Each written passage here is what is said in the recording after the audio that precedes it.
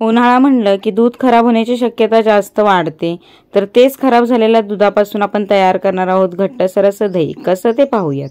या ठिकाणी गॅसवरती मी दूध गरम करायला ठेवलं होतं. दूध ह्या ठिकाणी नासलेलं आहे.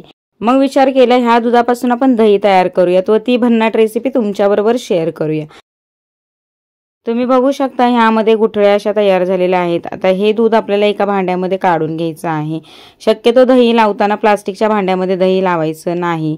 स्टीलच्या भांड्यामध्ये दही लावलं की ते व्यवस्थित लागलं जातं किंवा मातीचं भांडं असेल तर त्यामध्ये तुम्ही लावू शकता. नासलेल्या दुधामध्ये आपल्याला 1 ते 2 चमचे दही घालायचं आहे.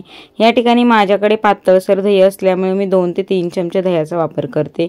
घट्टसर दही तुमच्याकडे असेल तर 1 चमचा दही आपल्याला घालून अशा पद्धतीने ह्यामधल्या गुठळ्या फोडून घ्यायच्या आहेत व व्यवस्थित असं एकजीव करून घ्यायचं आहे दह्याला दुधामध्ये.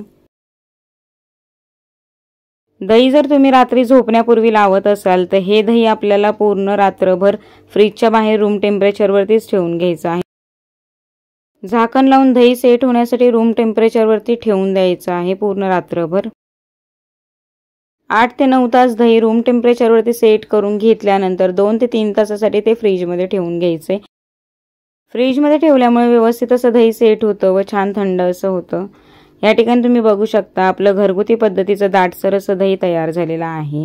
कोणीच म्हणणार नाही की नासलेल्या दुधापासून तुम्ही हे दही तयार केलेलं आहे व अजिबात हे आंबट होत नाही. क्रीमीनेस त्याचा बघू शकता, खायला छान लागतं. आता गरमीमुळे जर कोणाच्या घरातलं दूध खराब झालं तर अशा पद्धतीचं दही बनवून तुम्ही सगळ्यांना खाऊ घालू शकता व स्वतःही त्याचा आस्वाद घेऊ शकता.